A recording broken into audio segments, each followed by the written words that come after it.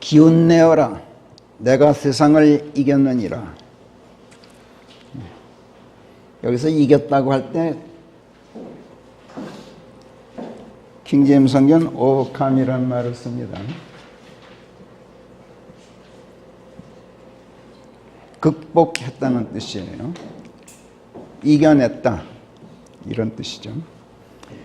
예수님께서 이 세상에서 떠나 하늘로 귀환하시면서 요한복음 16장 33절에서 우리에게 남기고 가신 격려의 말씀이 이러했어요.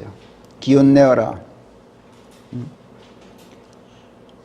내가 세상을 이겼느니라. 내가 이런 것들을 너희에게 이런 것은, 그러니까 그동안 지상사역 중에 많은 말씀을 전하고 가셨는데, 이런 것들을 너희에게 이런 것은 너희가 내 안에서 평안을 갖도록 하기 위함이었느니라. 세상 안에서는 너희가 환난을 당하리라. 그러나 기운내어라 내가 세상을 이겼느니라. 우리 그리스도인들은 몸으로는 세상 안에 살고 영으로는 예수님 안에 들어가 살죠. 그래서 예수님 안에 있는 영으로는 평안해도 몸으로 세상 안에 있는 몸으로는 환난을 당할 수밖에 없어요. 그런데 예수님께서 기운내어라 내가 세상을 이겼다 이런 격려를 하신 다음에 요한복음 17장에 가서 아버지 하나님께 기도하셨죠.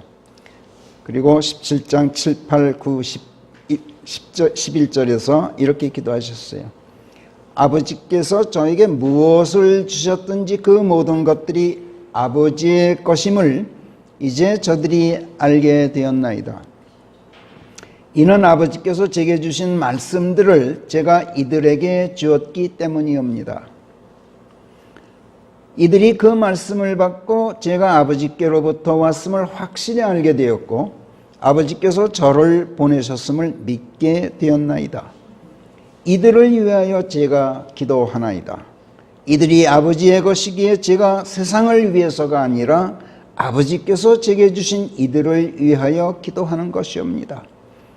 그리고 11절로 띄어서 저는 이제 아버지께로 가는지라 저는 더 이상 세상에 있지 않으나 이들은 세상에 있나이다. 거룩하신 아버지시여 우리가 하나이듯 이들도 우리와 하나가 되도록 아버지께서 저에게 주신 이들을 아버지 자신의 이름을 통하여 지켜주시옵소서. 이렇게 기도했어요. 우리를 기운내어라 이렇게 격려하신 다음에 성부 하나님께 우리를 맡기셨죠. 자, 왜 예수께서는 우리더러 기운 잃지 말라고 격려하셨을까?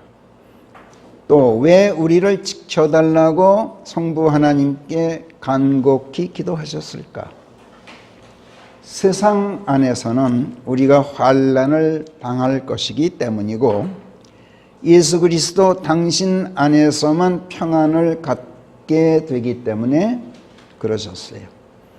자, 그럼 왜 우리는 세상에서 환난을 당하게 되는 것일까?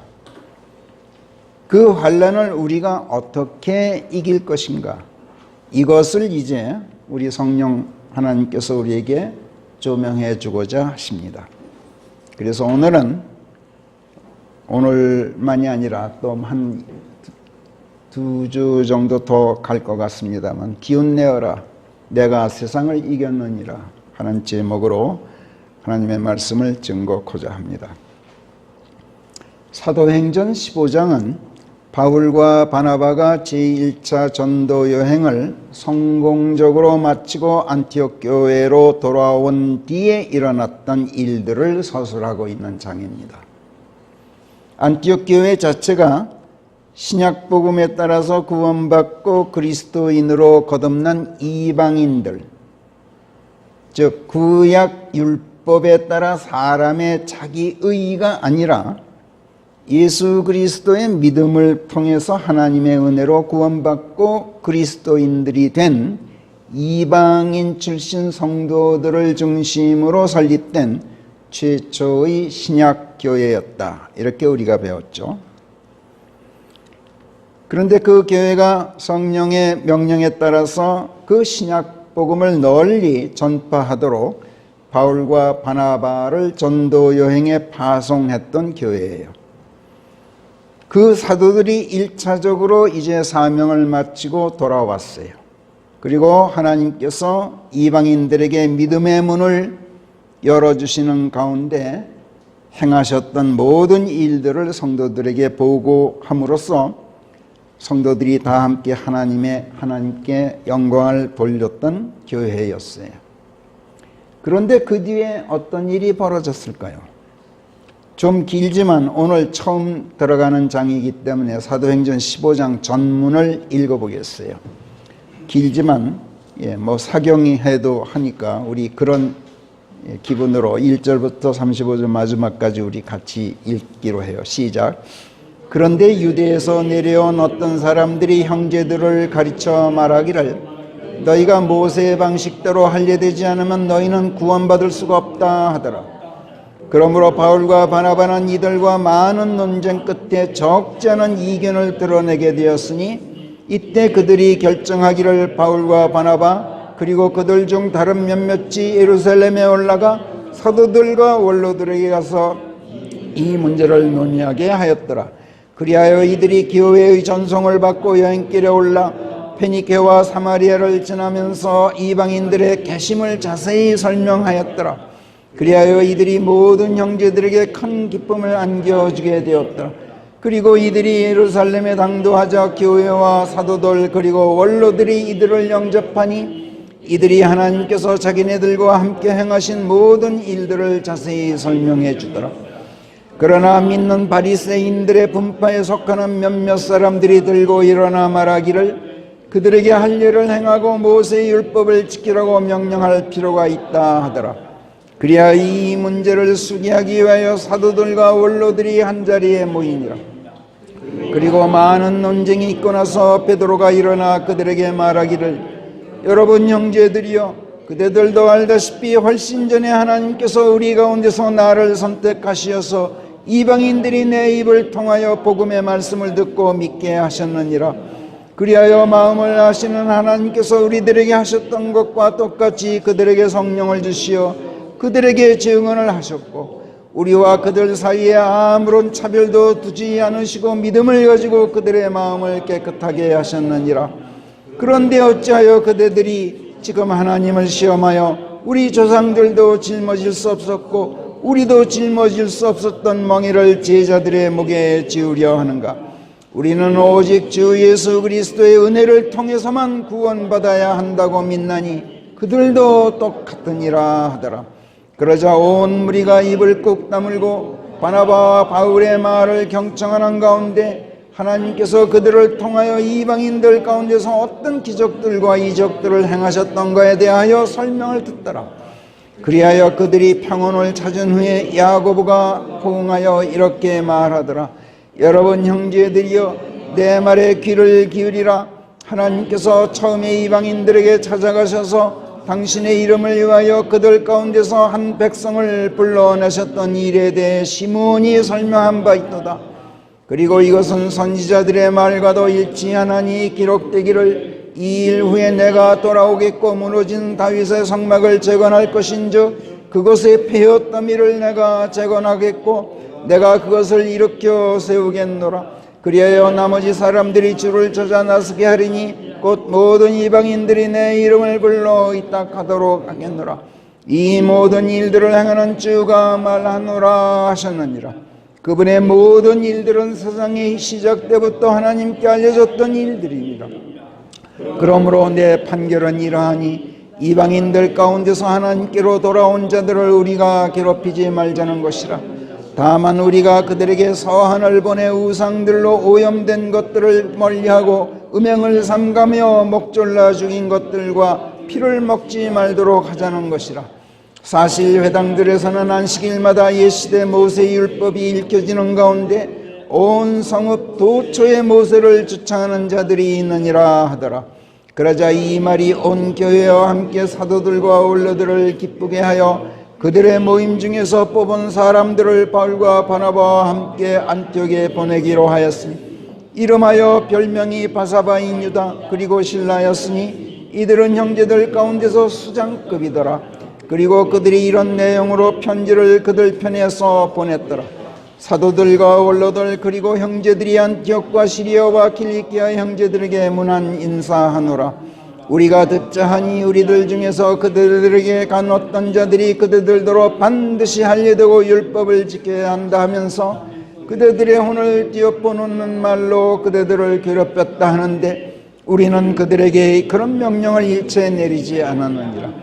모임을 갖고 의견 일치를 본 끝에 선정된 사람들을 우리의 사랑하는 바나바와 바울과 함께 그들에게 파견하는 것이 좋겠다고 여겨졌나니 이들은 우리 주 예수 그리스도의 이름을 위하여 자신들의 생명을 내어놓은 사람들이니 그리하여 우리가 유다와 실라를 보냈으니 이들이 또한 그 문제에 관해 직접 그들에게 이야기해 주리라.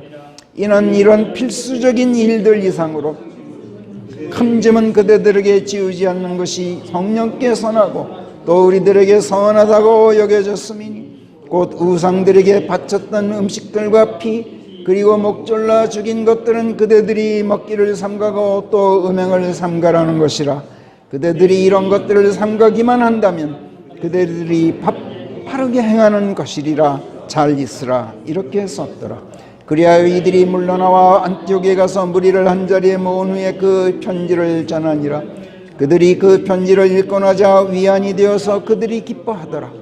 그리고 유다와 실라는 그들 자신이 또한 예언자들이었는지라 많은 말씀들로 형제들에게 권면하고 그들의 마음을 굳게 다져주더라. 그리고 그들이 거기 한동안 머무르고 난 뒤에야 형제들이 놓아주어 편안한 마음으로 사도들에게 돌아가니라. 그렇지만 실라는 거기에 그대로 눌러있는 것이 좋았더라. 바울과 바나바 또한 안티옥에 계속 눌러있으면서 주의 말씀을 가르치고 전하였는데 다른 사람들도 많이 함께 하더라. 네. 그러니까 무슨 일이 있었는지는 너무 자세히 이 15장에 기록되어 있죠. 다시 말씀드리지만 안티옥 교회는 그리스도의 순수한 복음의 토대 위에 세워진 교회였어요. 그래서 종교적 율법주의를 표방하는 유대인들의 종교적 누룩, 예수님께서 누룩이라고 그러셨어요. 그 누룩이 일체 비집고 들어오지 않았던 그 누룩이 완전히 배제되어 있던 아주 순수한 교회였어요. 그런데 어떤 일이 벌어졌는가? 그런데 유대에서 내려온 어떤 사람들이 형제들을 가르쳐 말하기를 너희가 모세의 방식대로 할례되지 않으면 너희는 구원받을 수 없다 하더라. 이렇게 1절이 쓰고 있어요. 당시 안티옥 교회와 달리 예루살렘 교회는 유대인 출신 그리스도인들이 주축을 이룬 교회였죠. 그들 가운데에는 그리스도인으로 거듭나고 나서도 유대인들의 종교적 율법주의에서 완전히 탈피하지 못한 사람들, 아직도 종교적 누룩의 오염을 벗지 못한 사람들이 상당수 섞여 있었어요. 그들은 여전히 구약시대 모세 율법이 규정하고 있던 손으로 하는 육신의 할례를 고집하고 있었어요. 종교의 잔재를 완전히 씻어내지 못하고 있었던 거죠. 종교는 무엇이나 육신적으로 눈에 보이는 것만 중요시하고 사람의 손으로 무엇인가를 하는 걸 굉장히 중요시해요. 종교는 어느 종교든지 그래요. 무엇이든지 눈에 보여야 믿어요.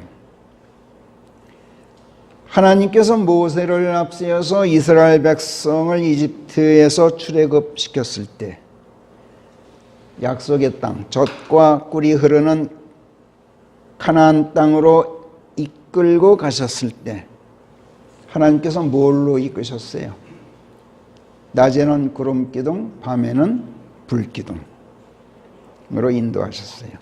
그리고 마침내 40년 광야 생활, 그 방랑을 마치고 이제 가나안 땅을 코앞에 둔 시점에서 요단강에 이르렀죠. 이제 그 강을 건널 때예요. 근데 그 강이 물이 빠질 때는 뭐 그냥 발목에도 안 차요. 건널 수 있어요. 근데 이 시즌에는 물이 넘칠 때예요. 봄철에 이제 산에 쌓여있던 눈이 다 녹아서 시내로 다 흘러 들어와서 강이 범람하던 시절이었어요.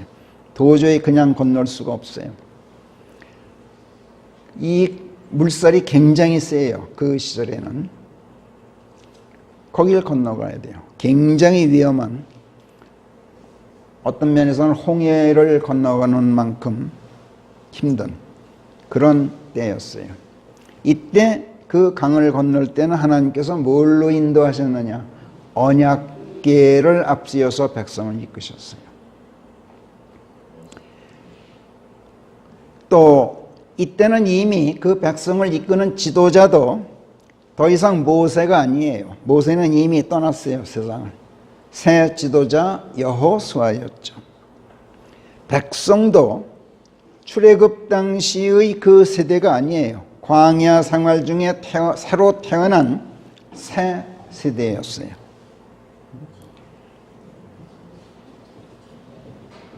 하나님께서 그러셨죠. 너희 모세의 세대에 대해서 너희는 가나안 땅에 못 들어간다.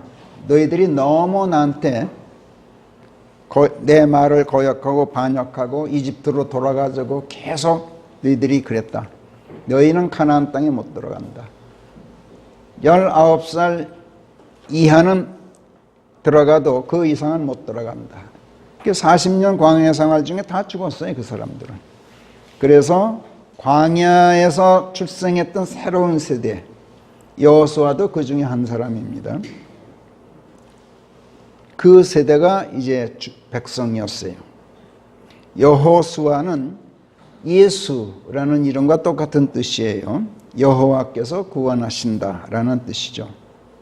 자, 모세가 구약 율법 시대의 아이콘이라면 여호수아는 예수 그리스도로 시작되는 신약 시대를 표상하는 예수님의 예표적인 인물이었어요. 이스라엘 백성의 지도자 모세가 죽고 여호수아가 새 지도자로 등장했다라는 것은 바야흐로 구약 시대가 끝나고 신약 시대가 열린 것을 보여주는 그림이었어요. 그들이 이제 마지막 관문인 요단강에 이르렀을 때 그들을 인도한 것이 더 이상 구름 기둥과 불 기둥이 아니라 하나님의 언약궤였다. 이 사실은 하나님께서 더 이상 육신의 눈으로 보이는 것으로 인도하셨던 시대가 이미 끝났다. 이제 육신의 눈에 보이지 않는 하나님의 말씀으로 인도하는 시대가 열렸다. 이것을 보여주는 그림이에요. 여기에 대해서 사실 여태까지 성경학자들이나 주석자들이나 성경 읽는 사람들이 별로 관심을 안 가졌는데 사실은 굉장히 중요한 의미를 담고 있어요. 홍해를 건널 때는 모세가 바다 위로 손을 뻗었어요. 그러자 하나님께서 밤새도록 강력한 동풍을 바다 위로 보내주셔서 바다 물이 뒤로 물러나게 하셨죠. 그래서 그 바다가 마른 땅이 되도록 해주셔서 물들이 갈라졌어요.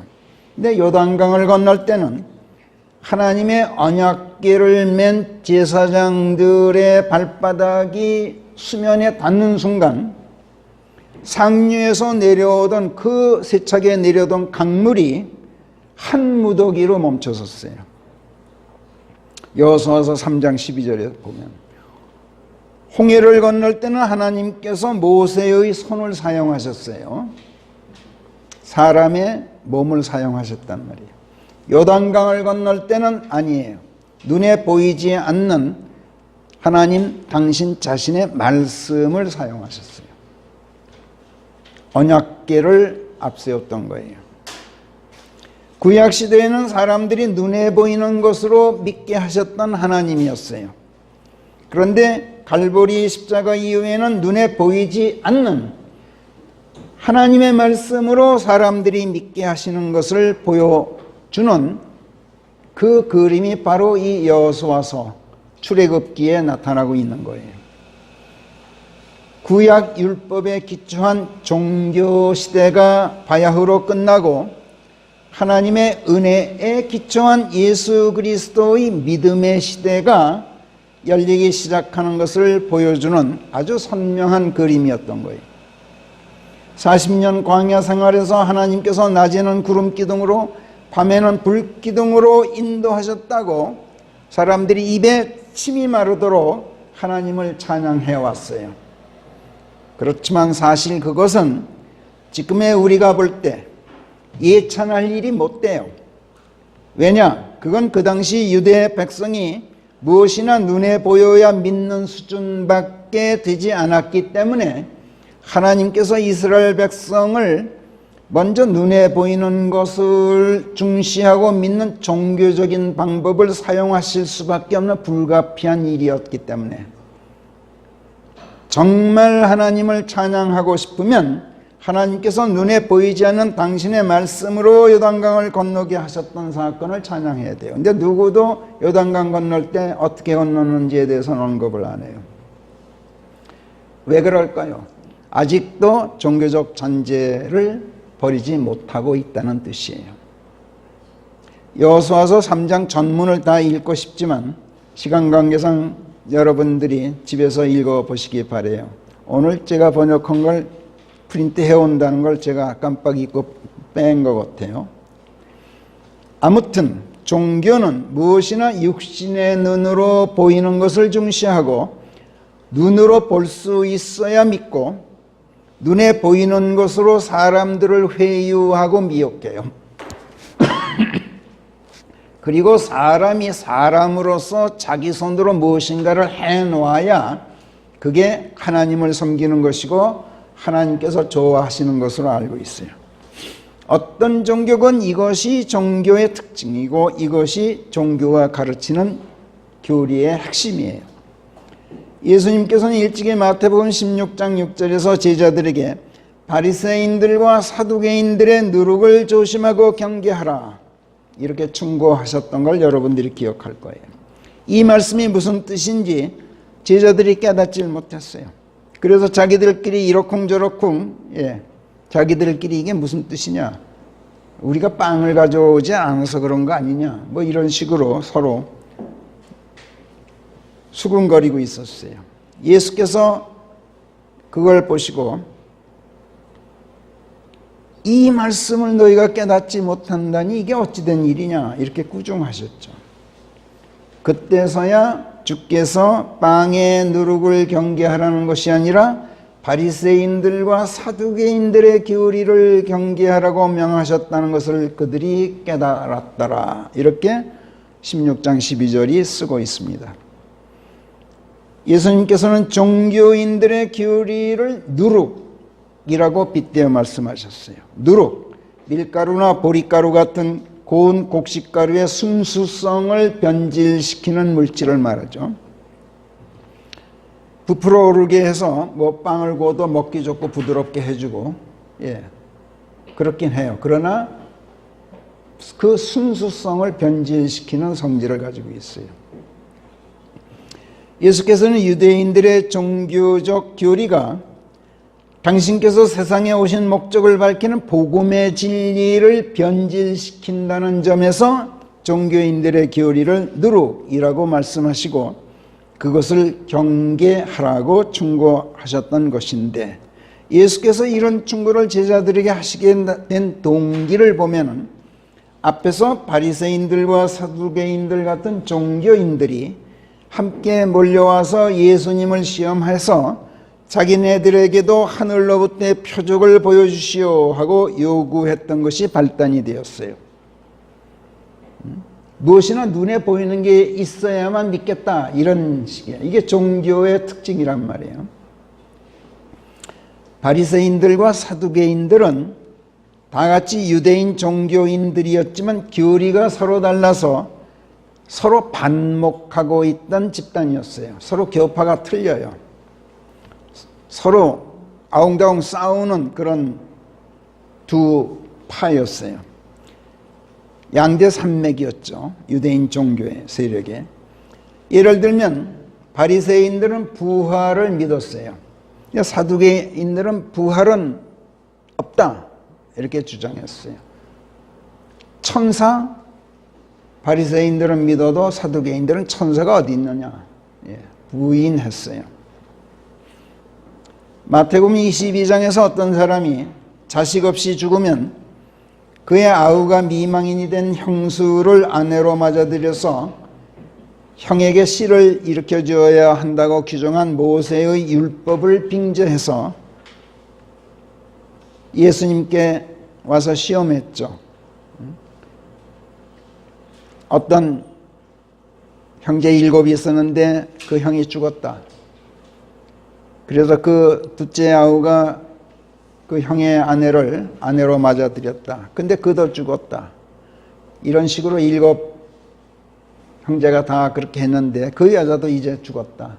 그럼 이 다음에 부활의 때에는 그 여인이 대체 누구의 아내가 되어야 되겠소 하고 예수님께 질문을 했던 사건 잘 아시죠? 참 교묘한 질문이었어요. 이때 예수님께 이런 시험을 했던 자들이 사두개인들이었어요. 그러니까 부활을 부정하기 위해서 예수님을 코너에 몰아넣기 위해서 그랬는데 예수님이 그런 것 때문에 곤란에 빠질 뿐이 아니죠. 너희들이 성경을 모르는구나. 하늘에서는 시집가고 장가가는 일이 없다. 이걸 밝히셨죠. 또 사도행전 23장에 보면 바울이 공회로 붙들려 가서 대제사장 앞에서 신문 받았을 때 한 판은 사두개인들이었고 다른 한 판은 바리새인들이었어요. 이걸 바울이 알아차리고 이때 공회에서 이 양파가 분란을 일으키도록 하려고 일부러 무언가를 강조해서 자기 변호를 했어요. 그게 뭐냐면 바로 부활 문제였어요. 부활 문제를 이슈화하면 바리새인들은 자기를 옹호하고 사두개인들은 반대를 할 것이기 때문에 이 이슈가 완전히 이 문제로 자기들끼리 싸울 것이라는 걸 예상했던 거죠. 참 지혜로웠어요.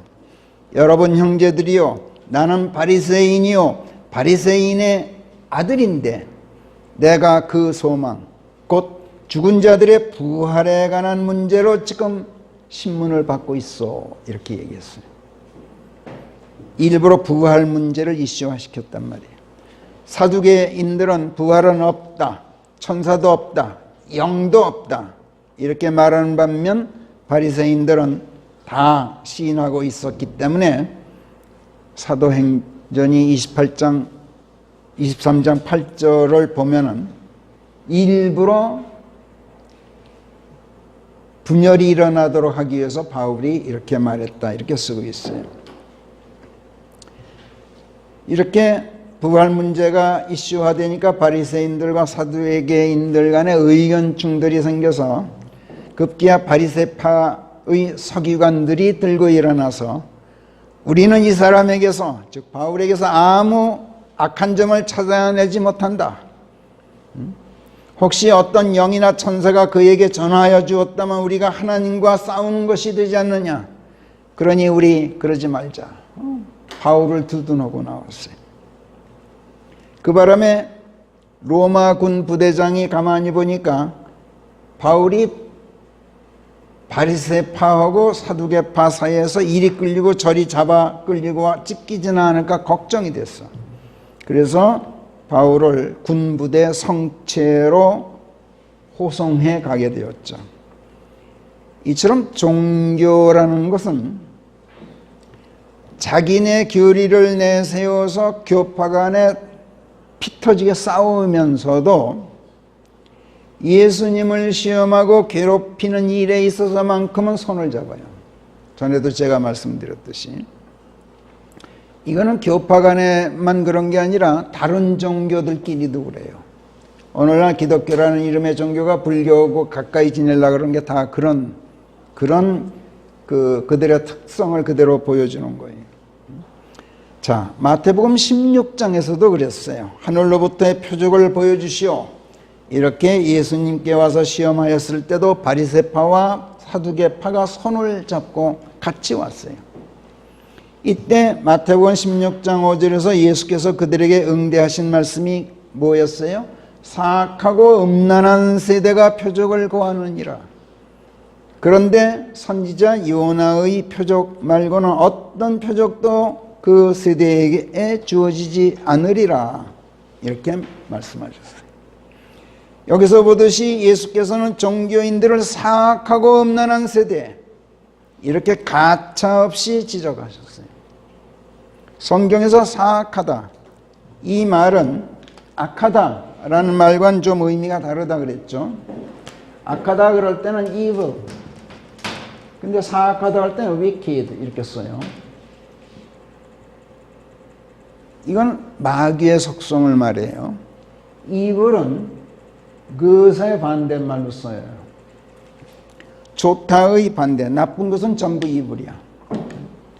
나쁜 건 전부 이불이고 뭐 사탄과는 결부를 시키질 않는단 말이야. 근데 wicked, 사악하다, 이거는 반드시 사탄의 성품과 결부되어 있다는 걸 염두에 두고 읽으셔야 돼요. 그래서 성경을 번역할 개역본에서 이걸 구별을 안 하는 바람에 wicked도 악하다, evil도 악하다 막 이런 식으로 해놨기 때문에 구별이 안 돼요. 근데 우리는 이걸 반드시 구별해서 읽어야 돼요. 사악하고 음란한 세대다, 이 말은 너희들 마귀의 성질을 띠고 있는 자들이다, 이렇게 말씀하신 거예요.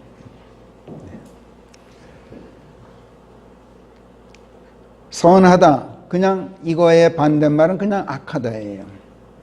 성경에서 선하다는 말은 뭐라 그랬어요? 하나님의 생각, 하나님의 뜻으로 된 것은 뭐든지 선하다, 이렇게 말하고 하나님의 뜻에 합당한 모든 것을 선하다, 이렇게 뜻한다는 걸 우리가 배웠죠. 그것이 이 단어에서 나왔어요. 그 하나님.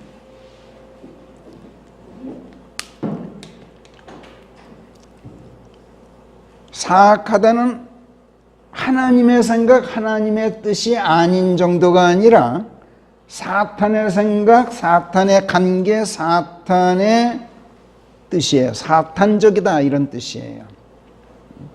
그래서 여기 마태복음 16장 5절에서 예수께서 친히 고발하신 바에 따르면 종교란 사탄의 생각, 사탄의 관계가 만들어낸 사탄적인 이념을 바탕으로 한 사탄적인 인간 사상이다, 이런 뜻으로 하신 말씀이에요. 그 다음 성경에서 음란하다, 이 말은 우상신들과 노란하는 것을 말해요.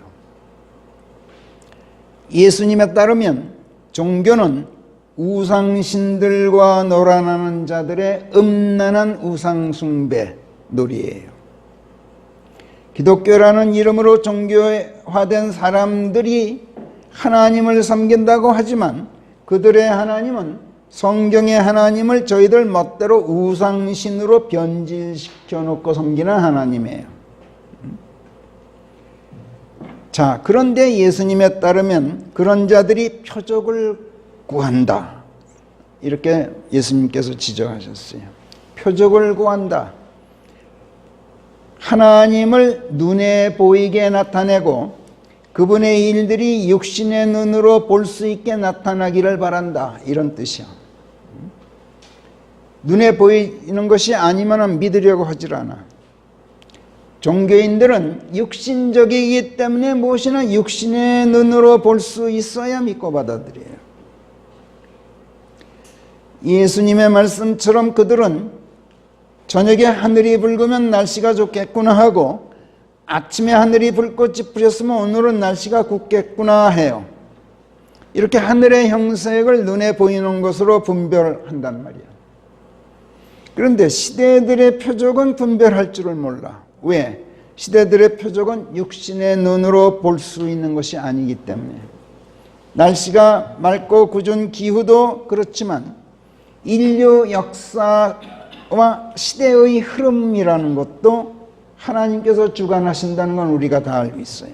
그런데 기후는 하나님께서 하늘의 형색으로 육신의 눈으로 보이게 나타내 주셔서 그걸로 예측할 수 있도록 하시지만 역사의 흐름, 그 변화해 가는 모습, 이건 육신의 눈으로 쉽게 볼 수 있게 나타내 보여주지는 않으셔. 역사의 흐름은 시대가 한참 지나고 나서야 사람들이 그게 그랬었구나 하고 깨닫게 돼요. 여간 예리한 통찰력이 아니고서는 지금 이 시대가 이렇게 변해가고 있구나 하고 그 당장 깨닫질 못해요. 그렇기는 하지만 시대의 변화도 날카로운 눈을 가진 사람에게는 하나님께서 눈에 보이도록 나타내 보여주셔요. 그러나 하나님과 또 하나님께서 행하시는 일들과 또 그 일들을 행하시는 하나님의 손길은 하나님의 행하심 또 그분의 손길, 이거는 아주 예리한 영적 통찰력이 있는 사람만이 볼 수 있어요. 아무나 볼 수 있는 게 아니야. 예리한 통찰력과 깨어있는 영적 감각, 그것으로만 보고 듣고 깨달을 수 있지, 육신의 눈, 육신의 생각, 육신의 감각으로는 보고 듣고 깨달을 수가 없어요. 이건 하나님께서 그렇게 만들어 놓으셨어요. 가서 이 백성에게 고할지니 오냐 너희가 듣기는 한다 그러나 깨닫지는 못하고 있다. 그렇다 너희가 보기는 한다 그러나 알아차리지는 못하고 있다 하여라. 저들로 하여금 저들의 눈으로는 보지 못하게 하고 저들의 귀로는 듣지 못하게 하며 저들의 마음으로는 깨닫지 못하게 하고 회심하지도 못해서 치유되지도 못하도록 이 백성의 마음에 비계가 끼게 하고 그들의 귀를 둔하게 하며 그들의 눈을 닫아버려라. 하나님께서 이사야서 6장에서 이사야 선지자에게 이렇게 명령하셨어요.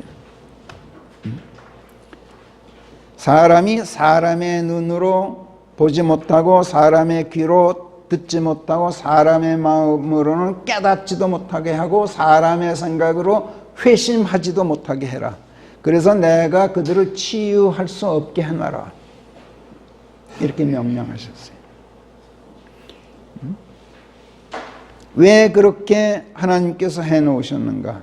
어차피 사람의 눈과 귀 이미 둔해질 대로 둔해진 데다가 그마저도 눈을 감고 귀를 막아버렸기 때문에 어차피 보아도 보지 못하고 들어도 듣지 못하기 때문에 마음 또한 깨닫지도 못하기 때문에 그거 그대로 그냥 놔뒀다가는 제멋대로 보고 해석하고 제멋대로 듣고 엉뚱하게 이해하고 제멋대로 해석하고 사람들에게 잘못 가르칠 것이기 때문에 아예 그것으로는 아무것도 못 보게 해라. 하나님께서 그렇게 해놓으셨단 말이에요. 이것을 마태복음 13장에서 예수께서 이 말씀을 인용하시면서 왜 하나님께서 그렇게 해놓으셨는지 이유를 이사야서 6장에서 왜 그런 명령을 하시는데 그 이유를 예수님께서 마태복음 13장에 가서 밝혀주셔요.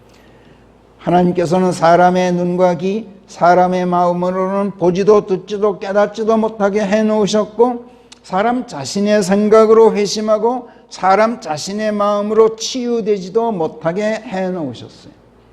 보아도 하나님의 눈으로 보아야만 볼 수 있고 들어도 성령의 귀로 들어야만 들을 수 있고 깨달아도 예수님의 마음으로 깨달아야 깨달을 수 있게 해놓으셨단 말이에요. 왜냐? 사람의 눈, 사람의 귀, 사람의 마음으로 보고 듣고 깨닫게 해놓았다가는 보아도 진실을 은폐하고 들어도 사실을 왜곡하고 깨달아도 진리를 변질시켜 놓기 때문에 하나님께서 그걸 아셨어요. 언제까지 그렇게 해놓으셨습니까? 이사야가 하나님께 여쭤봅니다. 주여 언제까지이옵니까? 하나님께서 답하시죠. 성읍들이 사는 자 하나 없이 버려지고 서울특별시에 인구 1,000만 명이 넘는데 사는 자 한 사람이 없는 시대가 와요. 집들이 사람 없이 버려져서 그 땅이 철저하게 황량해질 때까지 그렇게 해놓을 것이다. 또 주가 인간들을 멀리 옮겨서 땅 한복판에서 대청소가 있게 될 때까지 그렇다. 하나님께서 그렇게 말씀하셨어요. 요컨대 세상 종말 때까지는 인간이 인간의 눈과 귀, 인간의 마음으로 보고 듣고 깨닫지는 못하게 해놓으셨단 말이에요. 그럼 그때까지 하나님과 그분의 말씀들과 그분의 일들, 그리고 그 말씀들을 하시는 하나님의 음성, 또 그 일들을 행하시는 하나님의 손길, 이건 누가 보고 듣고 깨달고 회심하고 치유될 수 있단 말인가? 이사야서 6장 13절에서 하나님께서 대답하셨어요. 6장 13절은 우리가 같이 읽기로 해요. 시작. 그러나 그래도 10분의 1은 남을 것인즉 그들이 돌아오리니 잡아먹히게 되어도 그들의 거룩한 씨가 그들의 나무 둥치가 되어서 보리수 나무처럼 그리고 상수리 나무처럼 그것들이 낙엽이 져도 그 둥치는 그대로 있는 것과 같으리라. 아멘. 아주 오래전에 제가 그 마태복음 강의할 때 말씀드린 바 있습니다만, 부활하신 예수님께서 고기잡이 상업으로 돌아간 베드로에게 나타났을 때 그물을 깊은 데로 던져라. 그물이 찢어지게 잡혔는데 그 물고기를 씌워봤더니 몇 마리였어요? 153마리였죠. 그 153의 의미를 제가 한번 강의해드린 일이 있어요. 성경에 보면은 나무가 굉장히 여러 종류가 나오는데 나무도 153가지가 나와요. 근데 그 나무 하나하나가 제가 다 파악을 못했어요. 다 의미가 있어요. 보리수나무, 불교에서 가장 존중하는 나무가 보리수나무인 거 여러분들 아시죠? 그러니까 지금도 어느 절이든지 우리나라에 어떤 절이든지 가보면 보리수나무 한 그루씩 있어요. 석가모니가 그 나무 아래서 깨달음 받았다 그래요. 근데 여기서 보리수나무가 나와요. 자, 그것들이 낙엽이 져도 그 둥치는 살아있잖아요. 잡아먹히게 되어도 그들의 거룩한 씨가 이렇게 자라서 나무 둥치가 되도록 적어도 10분의 1은 내가 남겨놨다. 세상 종말 때까지 모두가 사람의 눈과 귀와 마음이 둔해질 대로 둔해지고 그마저도 눈 감고 귀 막고 마음 닫아 걸었지만 또 그러다가 잡아먹히고 말지만, 자, 눈이 감기고 귀가 막히고 마음 닫힌 사람은 금방 잡아먹혀요. 누구에게? 종교에게 잡아먹혀요. 이게 인류 역사였어요. 그러나 그런 중에도 10분의 1은 그 씨가 남아서 낙엽져도 둥치가 살아 다시 싹을 틔우는 나무처럼 하나님의 사람들이 되어 살게 될 것인즉 구원받고 거듭난 우리들 그리스도인들이 바로 그들이에요. 이것을 예수께서 마태복음 13장 16절에서 또 이렇게 말씀하셨어요. 마태복음 13장으로 가서 우리 같이 읽어봐요. 시작. 그러나 너희의 눈은 복되나니 그래서 그것이 보고 너희의 귀는 복되나니 그래서 그것이 듣느니라. 잠깐만요. 아까도 말씀드렸지만 복되다 이 말은 세상 우리가 보통 때 이해하듯이 그 의미 훨씬 이상이라는 거. 복되다 이 말은 하나님의 것이 되어 있다 이런 뜻이에요. 그러니까 너희의 눈은 복되다 이 말은 너희 눈은 하나님의 눈이다. 너희 귀는 복되나니 너희 귀는 하나님의 귀다. 우리 귀는 우리 귀가 사람의 귀가 아니에요. 하나님의 귀예요. 우리의 생각도 그리스도의 생각이에요. 우리의 눈도 하나님의 눈이에요. 그래서 그것이 보고 듣느니라. 17절 시작. 진실로 내가 너희에게 말하노니 실로 많은 선지자들과 의인들이 너희가 보고 있는 것들을 보기 원하였지만 보지 못하였고 너희가 듣고 있는 것들을 듣기 원하였지만 듣지 못하였느니라. 참 놀랍죠. 이사야고 엘리야고 엘레미야고 다니엘이고 그 숱한 하나님의 사람들이 지금 우리가 보고 듣는 걸 보고 듣질 못했다는 거예요. 왜? 하나님으로부터 메시지는 받았지만 하나님의 눈과 귀 이건 없었어요. 갈보리 십자가 전이니까 당연히 그럴 수밖에 없었죠.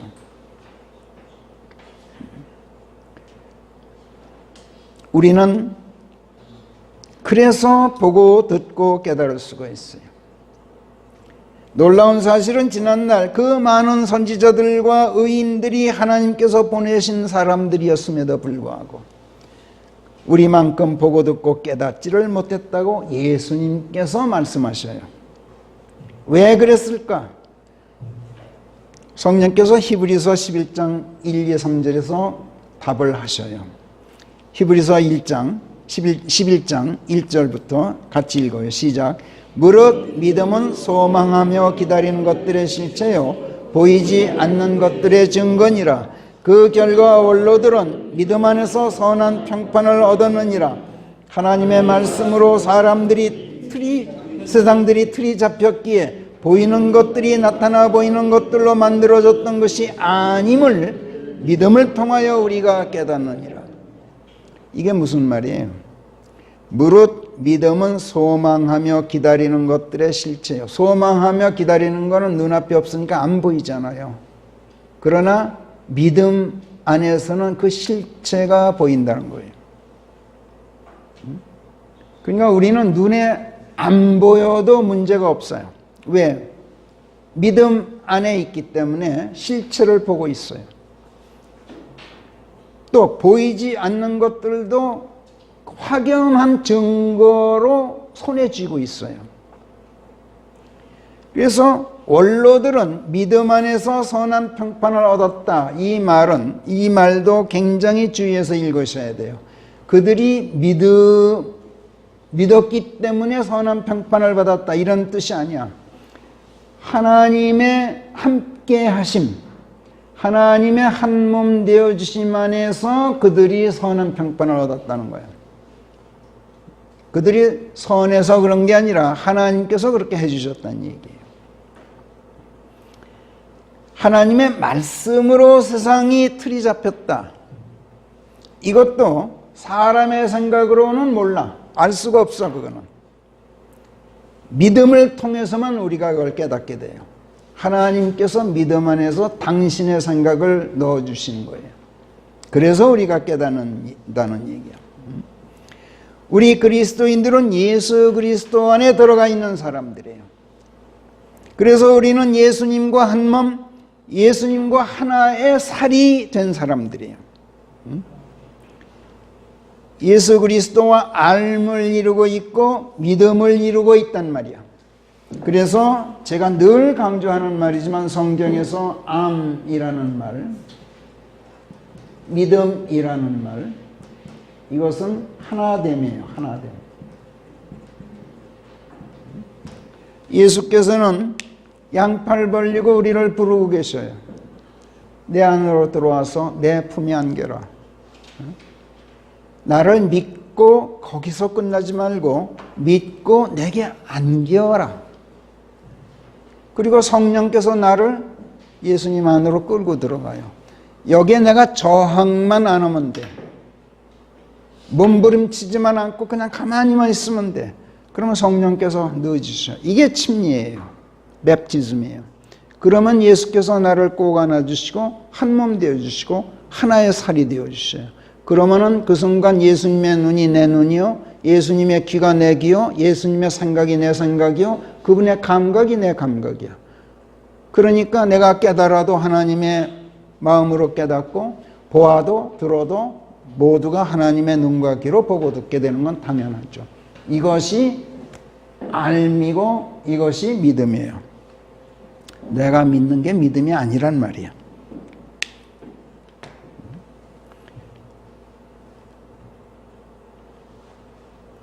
그렇기 때문에 그 믿음으로 보기 때문에 우리가 소망하고 기다리는 것들을 관념적으로 생각할 필요 없이 실체로 볼 수가 있고, 그 실체를 보고 있기 때문에 보이지 않는 그 모든 것들이 하나님의 일들이로구나 하는 그 실체가 증거가 되어주고 있는 거예요. 그러나 선지자들과 의인들은 하나님의 사람들이었음에도 불구하고 갈보리 십자가 이전이었기 때문에 예수님 안으로 들어가서 그분과 한 몸 하나의 살이 될 수가 없었죠. 그분과 알을 이루고 믿음을 이룰 수가 없었어요. 아직 오시질 않았기 때문에. 그래서 그들은 우리가 지금 보고 있는 것들을 보고 듣기 원했지만 미래상 속에서 또는 꿈 속에서나 멀리 희미하게 보았을 뿐 명료하게 볼 수는 없었다는 얘기예요. 그래서 우리가 지금 듣고 있는 것들을 듣기 원하였음에도 불구하고 꿈이나 미래상 속에서 어렴풋이 들었을 뿐이야. 그런데 예나 지금이나 종교인들은 이 또한 우리가 기회에 있을 때마다 거듭거듭 되새기는 사실이지만, 종교인들은 하나님을 섬기고 예수 그리스도를 믿지만 그러나 그분 안으로 침례되어 들어가는 것, 그분 안에서 자신들의 인간 자아를 죽이는 것, 옛사람의 그 죄의 몸을 멸하는 것, 이것만은 거부해요. 이게 종교의 특징이에요. 그리고 자기 자신의 그 몸, 그 인간 자아를 그대로 견지한 가운데 하나님과 맞상대하고 서 있기를 바라요. 이게 종교예요. 아주 경건한 태도로 하나님 앞에 서 있기를 원해요. 그러나 자기를 죽이는 것만큼은 거부해요. 그리고 하나님을 열심히 섬기기 위해서 하나님께 무엇인가를 갖다 바친다는 명목으로 신자들을 늑탈하죠. 그리고 자신들의 배를 채워요. 무슨 성전을 지어드린다고 그런 명분으로 신자들을 담보로 은행에서 대출을 받아가지고 의리의리한 호사스러운 건물을 지어놓고 눈이 희둥그레질 만큼 규모가 큰 성가대, 웬만한 관현악단 뺨칠 정도로 규모가 큰 그런 악단을 만들어 놓고 주일 예배 때 보면 정말 부러울 정도야. 잘못했다. 그 세를 과시해요. 그래 놓고 하나님을 향해서는 보십시오. 우리가 당신을 이만큼 잘 섬기니 당신은 우리가 요구하는 것 잘 들어주시오 하고 하나님과 그들의 하나님이지만 흥정을 해요. 그래서 그들의 하나님은 우상신이란 말이에요. 성경의 하나님이 아니에요. 성경의 하나님을 빙자했을 뿐이야. 그들의 하나님은 우상신이야. 그리고 그들 자신은 그 잘난 인간 자아로 그 신들 앞에 서 있어요. 그래서 그들은 무엇이나 자기 눈, 제 생각으로 보고 듣고 생각하고 판단하고 행동해요. 절대로 자기 자신을 내려놓지 않아. 그리고 쟤는 제 생각으로 보고 듣고 제가 깨닫고 제가 생각하고 제가 판단하고 제가 행동하는 그 자기 자신을 사랑해요. 끔찍이도 사랑해. 그런 자기 자신을 하나님 앞에 내세워서 하나님과 대립을 해요. 심지어는 대결하기까지도 해요. 그런데 아주 놀랍게도 그들의 대립은, 하나님과의 대결은 노골적으로 하는 게 아니야. 매우 은밀하고 매우 교활하고 매우 기만적이어서 대립이 대립으로 나타나는 게 아니라 타협과 평화로 나타나요. 증오와 적의가, 적개심이 마음속에 꼭꼭 숨겨진 채 얼굴에는 미소를 띠고 가슴에 비수를 숨겨둔 채 악수하자고 손을 내민단 말이야. 혀 밑에 독을 잔뜩 숨겨놓은 채 듣기 좋은 말로 감한 이설을 해요. 이게 종교의 특징이에요. 이거 전부 성경에 나오는 말 그대로예요. 이 간교함, 이 교활함, 이 거짓됨 어디서 나옵니까? 모두가 거짓의 아비 마귀에게서 나오는 성품이에요. 이들을 예수께서 마태복음 12장 39절이나 16장 5절 같은 데서 사악하고 음란한 세대다 이렇게 부르시고, 또 마태복음 12장 34절이나 23장 33절 같은 데서는 독사들의 세대다 이렇게 부르셔요. 하나님의 사람으로 거듭나지 않으면 사람은 누구나 이 마귀의 성품을 지녀요.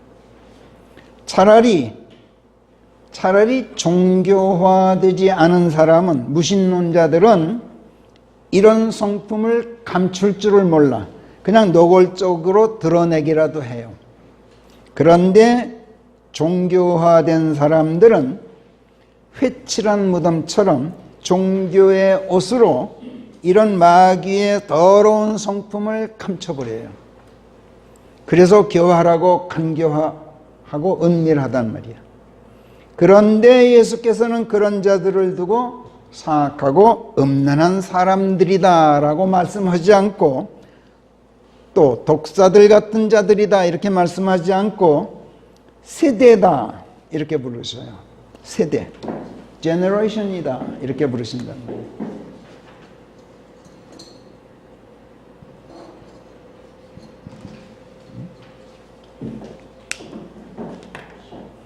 세대가 무엇입니까? 세대. 이렇게 쓰는 세대.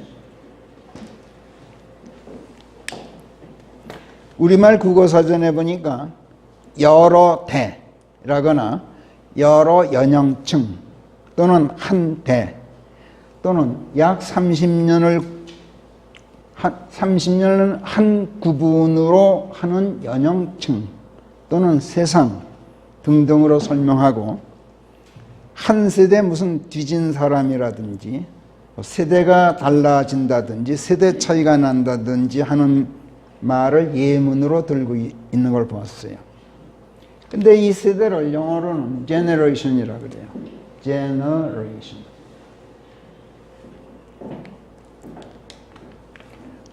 그리고 정의를 영어 사전이 내리고 있는 정의는 인간이나 동물이나 식물이 공통되는 한 조상의 뒤를 이어 생겨난 후손들의 단일 계열, 또는 동시대에 태어나서 동시대에 살고 있는 인류 전체 수, 또는 동시대에 태어나 같이 살고 있는 개체들의 특정 부류, 이렇게 정의하고 있어요. 그러면서 또 한편으로는 발생, 생성, 산출, 생식, 유발, 초래 등등으로 정의하고 있어요. 영어 사전에서는. generation, generate예요. 자동차에 generate가 있죠. generate, 자동차에 있는 generator, 발전기죠. 전기를 발생시키면 generator예요. 그래서 동사화한 generate 하면은 생긴다, 발생한다, 이런 뜻이야. 여기서 발생한다, 생긴다 이 말은 항상 소멸한다 라는 말을 함축하고서 하는 말이야. 누가 태어난다 그러면 죽는다는 뜻이야. 그 말이 들어있단 말이야. 있는가 싶더니 없어지고 없는가 싶더니 다시 고개 드는 거, 이게 generate예요. 그래서 세대를 한자로 쓸 때 저렇게 써요. 이 대자는 이 세자는 이거 같은 뜻이야. 대세예요. 그리고 이 대자는 대신할 때 또는 번갈아 할 때 이런 뜻이야. 또 이을 때, 뒤를 잇는다 이런 뜻도 있어요. 세상 할 때 쓰는 이 세, 이건 특정 범위의 한때, 한 시대, 특정 길이의 한 시대를 뜻하고, 대신할 때자는 번갈아 계속 이어지는 어떤 특정 부류가 주류를 이루고 있는 시대, 이런 뜻이에요. 그래서 세대 이렇게 말하면 특정 시대에 생성되어서 특정 길이의 시대에 주류를 이루다가 시대가 흐르면서 몰락하는 연령층의 사람들이란 뜻이에요. 또 그런 반면에 또 어떤 공통된 시대적 배경이나 문화적 배경이나 사회적 배경 내지 어떤 종교적 배경 등을 등에 업은 같은 부류의 사람들이라는 뜻도 돼요. 그러나 그 말 속에는 반드시 다시 고개 들고 일어난다, 몰락해도 다시 고개를 든다 라는 뜻을 담고 있어요. 예컨대 2030 세대니 요즘 우리나라에서 유행하는 무슨 5060 세대니 하는 거 있잖아요. 이 말은 20, 30대나 50, 60대 같은 연령층의 사람들을 말하잖아요. 또 386 세대라는 게 또 유명하죠. 허진 형제님 386 세대가 무슨 뜻인지 아세요? 386 하는데 그 뜻 아는 사람 많지 않더라고. 잘 들으세요. 386 세대란 1990년대를 기준으로 한 말이에요. 1990년대에 30대 연령층으로서 대학 학번이 80학번이고 출생은 60년대 출생이란 뜻이야. 이런 사람들을 하나로 묶어서 386 세대라고 불러요. 1990년대에 30세 나이니까 60년대 출생이에요. 그리고 대학은 대개 80학번이야. 80년대 입학한 사람들이란 말이야. 그런데 이 세대는 386 세대는 참 중요한 의미가 있어요. 우리나라에서 정치적으로, 사회적으로, 문화적으로도. 군사정권 시절에는 대학 시절이었기 때문에 억압적 사회 분위기 속에서 대학 시절을 보냈어요. 386 세대는. 그런데 6.29 선언이니 무슨 88 올림픽 같은 걸 거치면서 급격한 민주화를 겪은 사람들이야. 그리고 80년대 후반에 세계화로 발돋움하는 초고속 성장의 그 꿀맛 같은 성취감을 맛본 세대예요. 386 세대는. 대학 시절에는 어려웠지만 졸업 후에는 단군 이래 최고의 성장기에 돌입한 한국 경제의 꿀맛을 누리며 살았던 사람들입니다. 386 세대 그러면 자꾸 운동권만 생각하는데 단군 이래 가장 최고의 번성기에 그 꿀맛을 맛본 사람들이에요. 이 사람들이. 그랬으면서도 이게 그러니까 뭘 모르는 사람들이죠. 그러면서도 친북 좌파 성향의 운동권 출신이에요. 현재는 어떻습니까? 50대 연령층이 되었어요. 그러니까 386이 이미 386이 아니라 586이에요. 지금 현재. 지금을 기준으로 하면. 지금 20대 청년들이 386 세대를 586 세대라고 부른대요. 무슨 뜻이에요? 이미 너희들은 꼰대다. 지금 그 얘기예요. 그리고 이 386 세대에 대해서 우리나라 20대 청년들이 지금 굉장히 싸늘한 시선을 보내요. 문재인 대통령으로 대표되는 이 386 세대가 20대 청년들에게는 완전히 지금 따돌림 당하고 있단 말이야.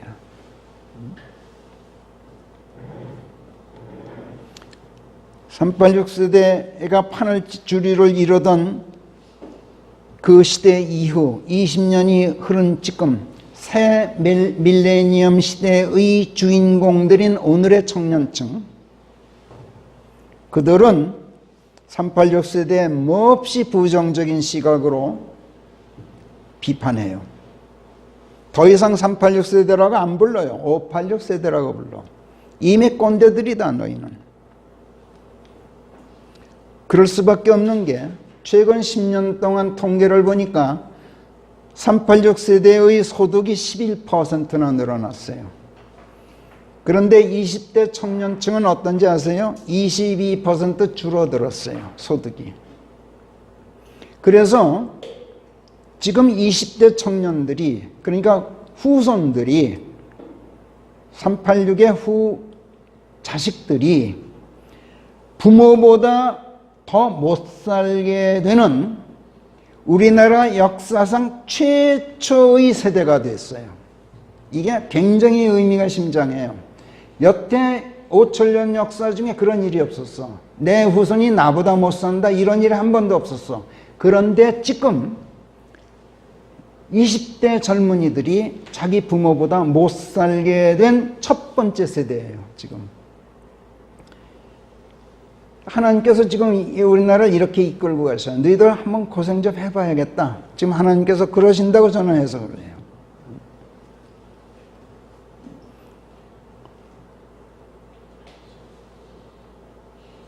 지금 386 세대가 20대였을 때는 경제 성장률이 매년 10% 이상이었어요.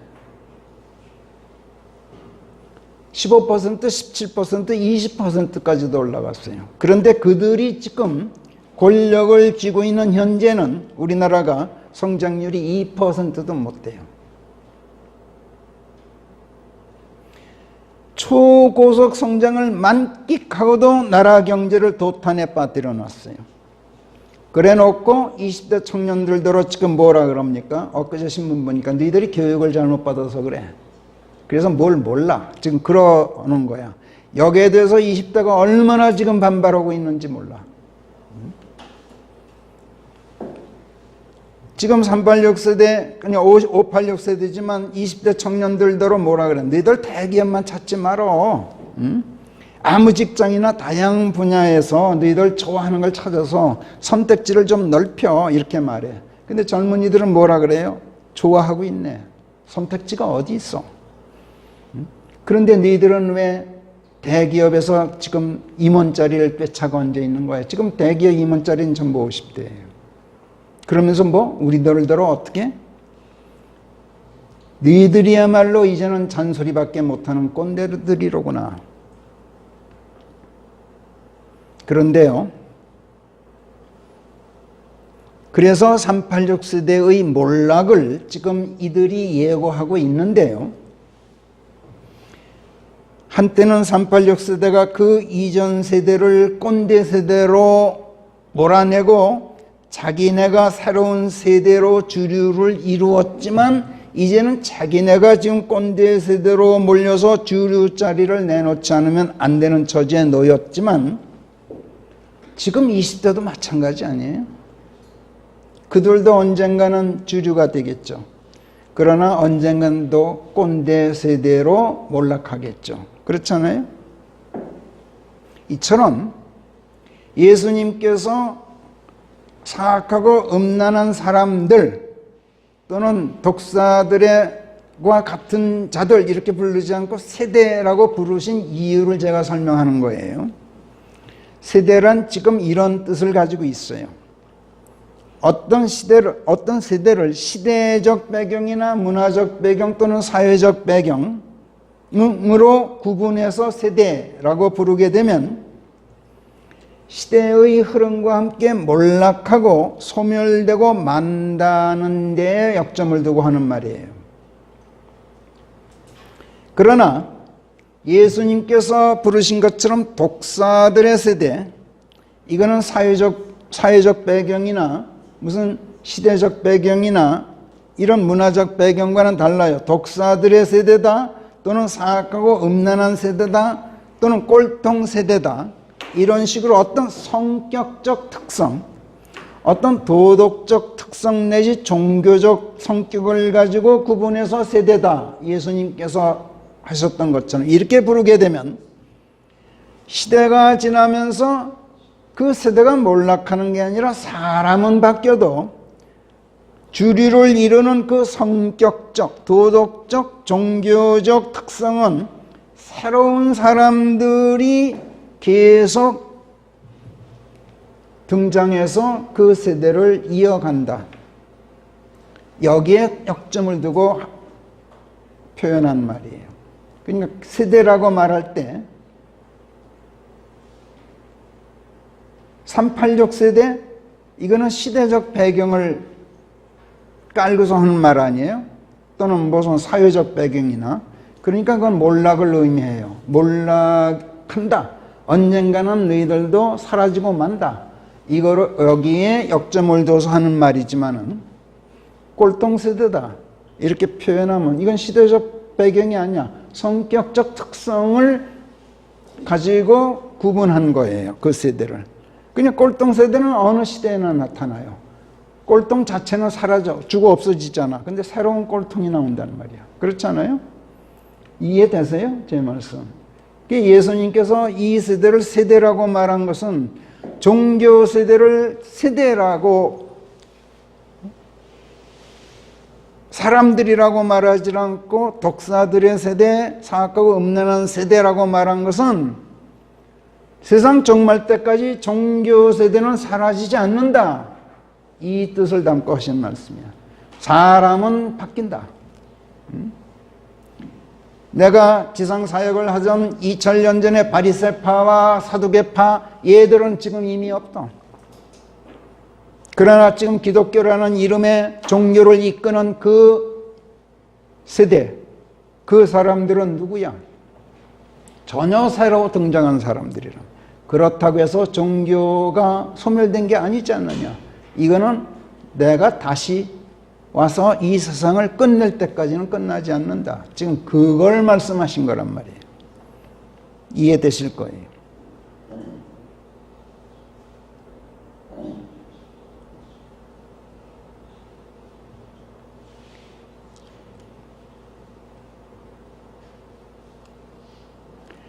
신약 성경은 제일 첫 마디가 뭐예요? 신약 성경 마태복음 1장 1절.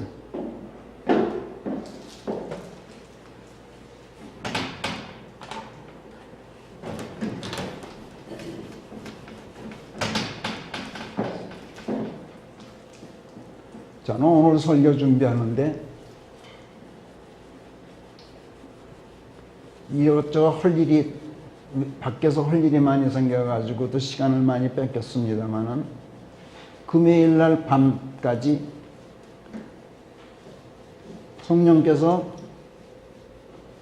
무엇을 메시지로 전해야 될지 가르쳐 주지 않아가지고 몸부림을 쳤는데 금요일 날 밤 12시가 돼서 오늘 지금 말씀, 제가 설교하는 이 내용을 그냥 쏟아부어 주셔서 지금 설교를 하는 거예요. 신약 성경은 이렇게 시작해요.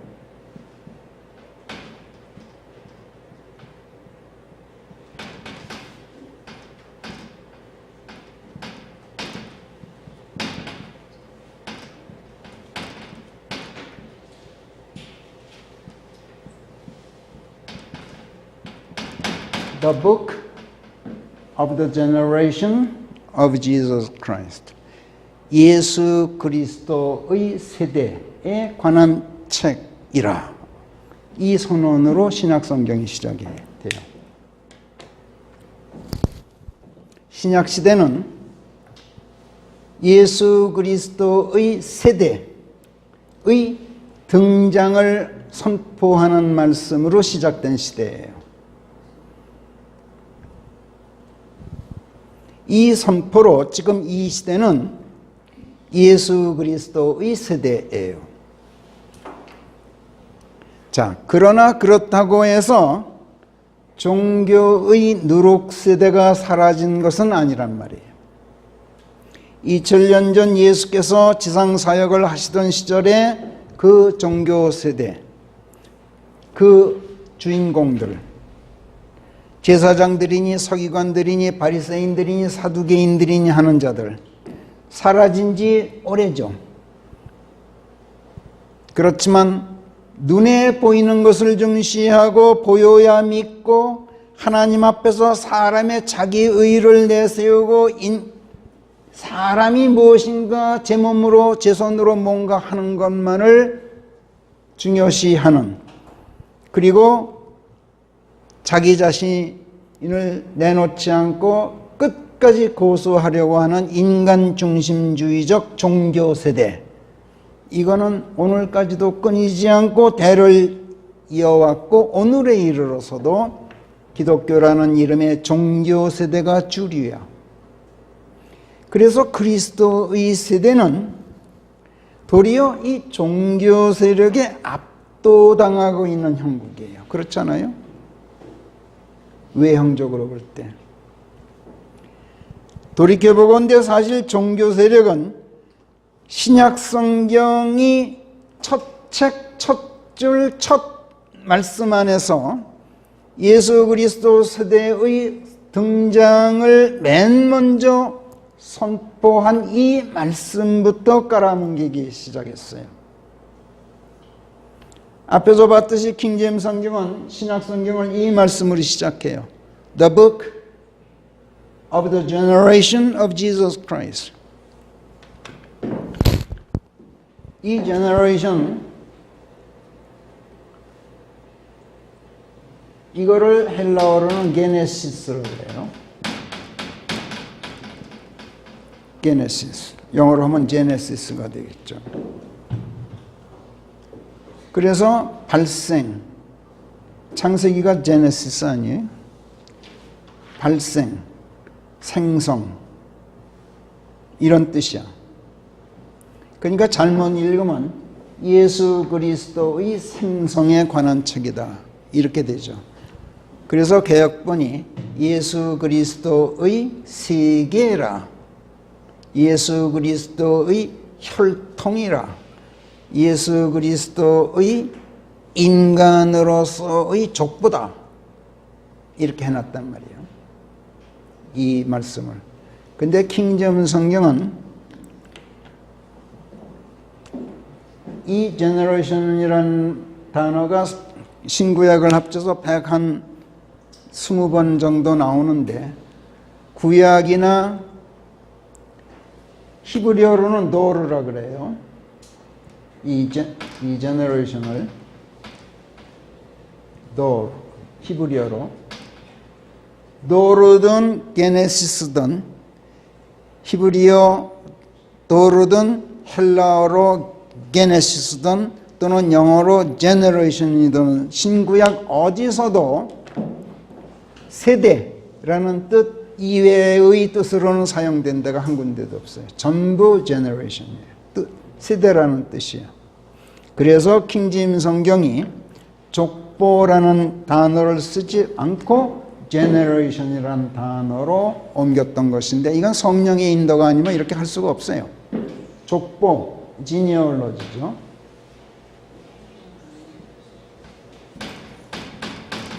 genealogy, 혈통, 족보, 이런 뜻이야.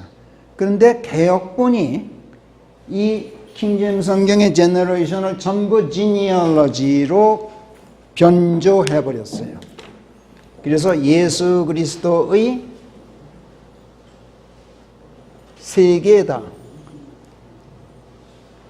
로마 가톨릭이 쓰는 개역본은 아예 족보다 이렇게 해놨어요. 우리말 역본에서. 그러니까 신약 성경이 겨우 예수 그리스도의 하나님이심, 하나님의 아들이심, 그 신성을 전부 짓밟아버리고 예수 그리스도의 인간, 육신으로서의 족보에 초점을 맞춘 책으로 변질시켜 놨단 말이에요. 이게 마귀가 하는 짓이에요.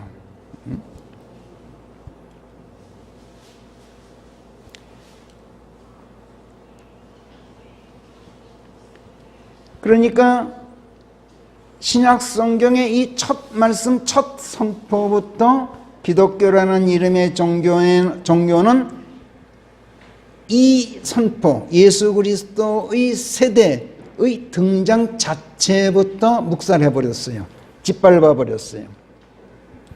그러니 예수 그리스도의 세대가 기독교라는 이름의 종교 세대에게 억눌림 당하고 압도당할 수밖에 없어요. 문제는 이 예수 그리스도의 세대가 그들과 그들의 그 함정을 경계하고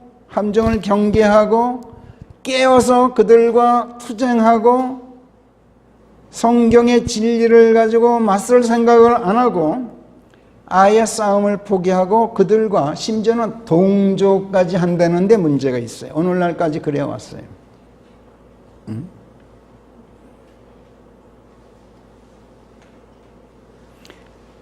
이 기독교라는 이름의 종교가 성경을 가지고 장난친 거의 핵심은 뭐냐면 예수 그리스도의 하나님이심을 부인하는 거예요. 하나님의 아들 입으로는 그래요. 근데 은근슬쩍 이게 종교의 방법이죠. 노골적이 아니에요. 그 사람들은 아주 간교하고 은밀하고 교활하게 하나님과의 대립을 품속에 비수를 품고 손을 내미는 자들, 적개심을 마음속에 깊이 숨겨놓고 얼굴에 미소를 띠는 방식으로 하나님을 대한단 말이야. 그래서 성경에서 슬쩍슬쩍 하나님이심을 부인하는 말로 바꿔놓고 입으로는 아닌 척하고 아주 경건한 척하고 하나님을 잘 섬기는 척 한단 말이야. 이게 사탄의 방식이에요. 예를 들면 디모데 3장 16절 유명하죠. 신성의 신비는 논쟁의 여지없이 위대하다. 이런 말씀 기억나시죠? 신성, 하나님의 godliness, 하나님의 본성, 하나님의 신적 본성, 이걸 신성이라 그래요.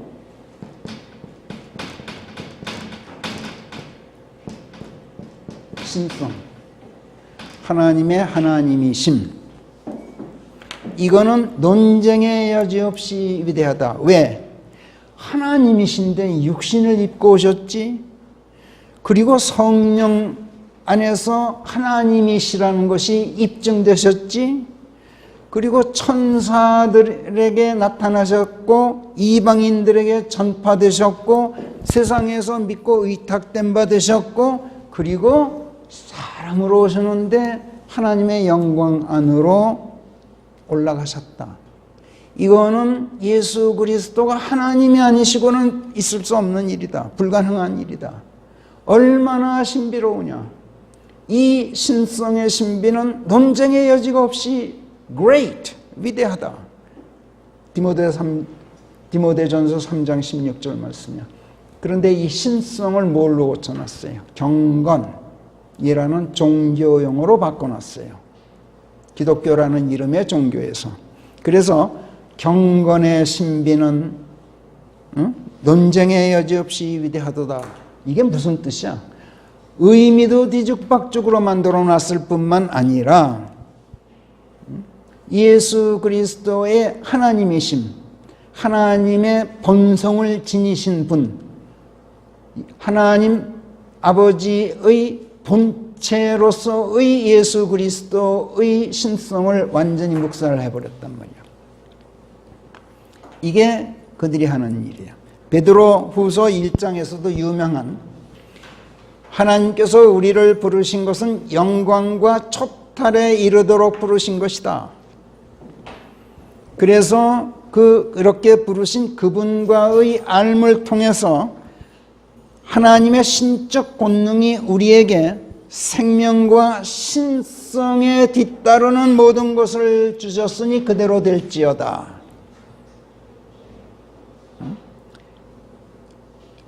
예수님과의 삶을 통해서, 한몸됨을 통해서 심히 크고 귀한 약속들이 우리에게 주어져 있다.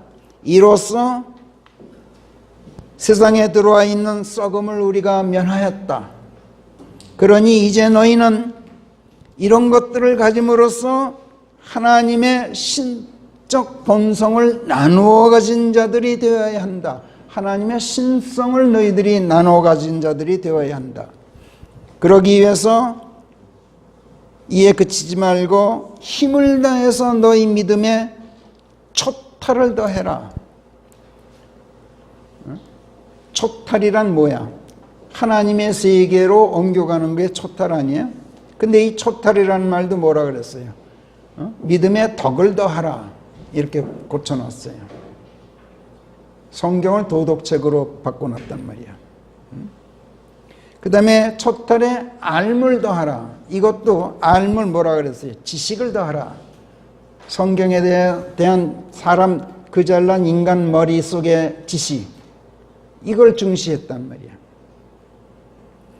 그리고 알매 절제를 더하고 절제 인내를 더하며 인내 신성을 더하라. 이것도 경건을 더하라. 이렇게 종교 용어로 바꿔놨단 말이야. 그리고 신성의 형제 위에 사랑을 더하라. 베드로후서 1장 3절부터 7절까지예요. 우리 거기 한번 같이 읽어봐요. 베드로후서 1장 3절 시작. 영광과 초탈의 경지에 이르도록 우리를 불러내신 그분과의 알을 통하여 그분의 신적 권능이 우리에게 생명과 신성에 따르는 모든 것을 주신 그대로 될지어다. 그분과의 알을 통하여 심히 크고 귀한 약속들이 우리에게 주어져 있나니 이로써 정욕으로 말미암아 세상에 들어와 있는 썩음은 면하였은즉 이제는 너희가 이런 것들을 가짐으로써 하나님의 신적 본성을 나누어 가진 자들이 되어야 하느니라. 그런즉 이에 그치지 말고 힘을 다하여 너희 믿음에 초탈을 더하고 초탈에 알을 더하라. 그리고 알매 절제를 더하고 절제에 인내를 더하며 인내에 신성을 더하라. 또 신성에 형제의 우애를 더하고 형제의 우애에 사랑을 더하라. 여기서 알매 절제를 더하고 절제에 인내를 더하며 인내 신성을 더하라. 6절에서 절제 인내, 이건 육신을 죽여라. 죄의 몸을 멸하라. 예수 그리스도 안으로 침례되어서 인간 자아를 죽여라. 이 말씀이에요. 그래야 너희가 하나님의 본성을 지닌 하나님의 자녀들로서 초탈의 경지에 이른다. 그러라고 우리를 부르셨다. 이런 말씀에서 전부 초탈에 이르도록 부르셨다는 걸 덕에 이르도록 이렇게 바꿔놨단 말이야. 이 사람들이 영어 못해서 그렇게 번역해 놓은 줄 아세요? 나보다 훨씬 영어를 잘하는 사람들이야. 일부러 그렇게 고쳐놓은 거예요. 개역본이.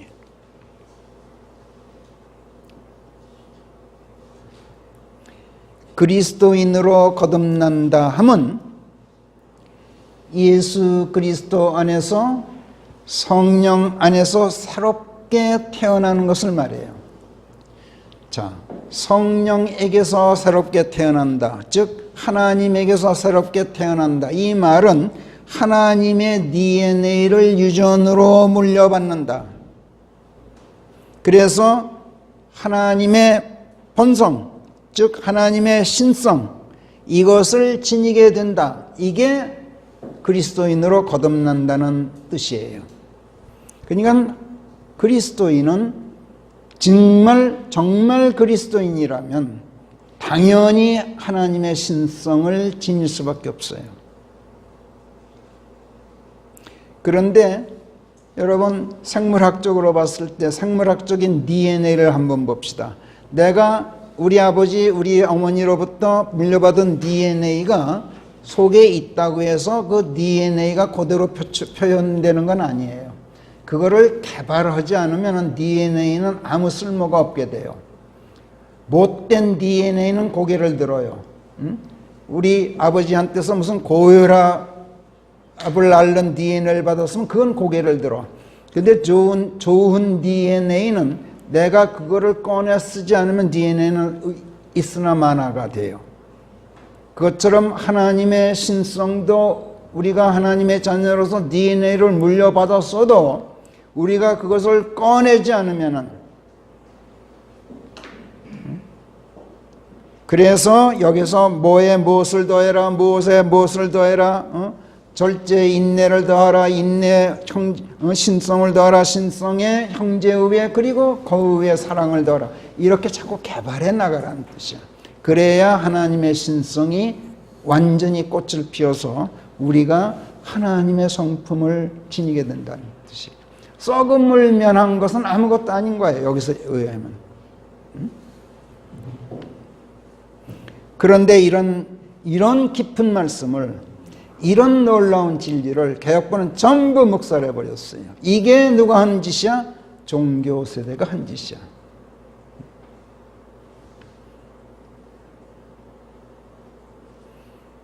그래서 성경 본래 의미가 뒤죽박죽이 되게 하였을 뿐만 아니라 하나님의 아들이시고 하나님 자신의 본체이신 예수 그리스도의 신성을 짓밟고 사람들이 그분 안에서 하나님의 신성을 유전으로 물려받고 거듭나는 것을 가로막아 놨어요. 그리고 사람들로 하여금 인간 본연의 자아를 굳게 잡고 썩음 안에서 멸망하도록 만들어 놨어요. 그런데 아까도 말씀드렸습니다만 문제는 이 그리스도의 세대, 예수 그리스도의 세대가 저 사람들이 자행하는 이런 무도한 짓을 전혀 경계하지 않는다는 점이에요. 경계하기는커녕 눈치조차 채지 못해, 눈치채지 못하는 정도가 아니라 동조하기까지 해요. 여태 그래왔어요. 하나님께서 우리에게 킹제임스 성경 우리말 역본을 제대로 펴내게 하신 그 사명을 주신 목적이 여기에 있어요. 너희만큼은 그러지 말아라. 절대로 동조하지 말아라.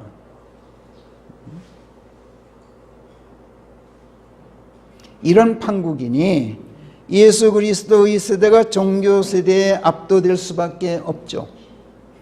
그래서 종교 세대의 사람들은 그 사람들 자체는 사멸하여도 세대 자체는 결코 사라지질 않아요.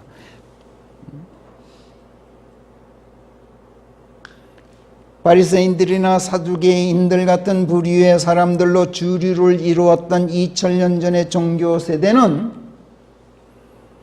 하나님께서 이스라엘 백성에게 주신 젖과 꿀이 흐르는 가나안 땅을 누룩으로 오염시키는 데에 국한되고 말았지만 예수 그리스도의 세대가 시작된 이후로 현재 이르기까지 이 시대의 종교 세대는 팔레스타인 땅, 그 가나안 땅이 아니라 전 세계를 누룩으로 오염시켜 놓은 지가 이미 오래됐어요.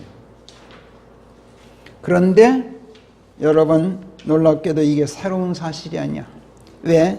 예수께서 마태복음 12장에서 진적부터 예고해 놓으신 일이기 때문에 그래요. 마태복음 12장으로 가봅시다. 43, 44, 45절 같이 시작. 어떤 사람에게서 더러운 영이 나가면 안식을 찾아 메마른 곳들을 두루 돌아다니다가 아무 안식도 찾지 못하느니라. 그러면 그가 말하기를 내가 나왔던 내 집으로 돌아가리라 하나니 그가 와서 본즉 그것이 비어있고 청소되고 치장되어 있음을 그가 알게 되느니라. 그러면 그가 가서 저보다 더 악한 다른 영들 7을 함께 데려다가 거기에 들어가 사느니라. 그리하여 그 사람의 나중 형편이 먼저보다 더 악화되느니라. 이와 똑같은 일이 이 사악한 세대에 일어나리라. 누구도 여기서 예수님께서 종교의 폐단을 지적하셨다는 것을 이해하는 사람이 여태까지 없었어요. 기독교라는 이름의 종교를 신봉하는 사람들은 처음 성경을 믿고 예수 그리스도께로 발길을 돌렸던 사람들이에요. 그들도 우리와 똑같이 끝내 예수 그리스도 안으로 침례되기를 거부했지만은 예수께로 발길을 돌렸던 단계만큼 우리와 똑같아요. 그때 그들 속에 있던 더러운 마귀의 영들이 영 마음이 편치 않았어. 야, 이 사람이 예수께로 발길을 돌리네. 야, 이거 영 기분 나쁜데 어디 다른데 마음 편히 지낼 곳이 없을까? 안식을 찾아서 밖으로 나갔어요. 그 더러운 영이. 그러나 나가서 보니 어디를 보아도 메마른 땅뿐이야. 어디 사람의 마음속만큼, 인간의 마음속만큼 속 편하게 지낼 데가 없어. 한편 성경을 믿고 예수 그리스도께로 발길을 돌렸던 사람들이 그것으로 그치지 않고 아예 예수 그리스도 안으로 침례되어 들어가서 그분과 함께 죽고 죄로 더럽혀진 옛사람이 육신적 자아를 멸하고 예수 그리스도의 부활 안에서 함께 새 사람으로 다시 일으켜져야 할 텐데 그러지를 않고 단지 종교적 경건으로, 종교적 덕성으로 자신들을 말끔하게 청소해요. 그리고 치장해요. 종교적 교리로. 그래서 마음 편히 지낼 곳이 어디 있는가 하고 안식을 찾아 밖으로 나갔던 더러운 영이 어디를 봐도 메마른 땅인 뿐인지라 전에 있던 그 사람의 마음속으로 다시 찾아와. 여기만큼 속 편한 데가 없더라. 그래서 와서 내가 나왔던 내 집으로 돌아가리라 하고 돌아온대. 예수님의 말씀에 의하면. 와서 본즉 어랍시오. 이 사람의 그 속이 하나님의 신성으로 채워져 있는 게 아니라 하나님의 신성으로 채워져 있으면 어마 뜨거워하고 도망갈 텐데 마귀가.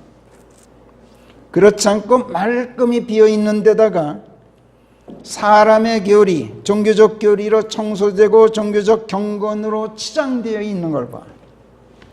그래서 야, 이거 혼자 있기 아깝구나 하고 밖으로 나가서 저보다 더 악한 다른 더러운 마귀 7영을 데려다가 거기에 들어와 함께 산다는 거예요. 이게 예수님께서 하신 말씀이야.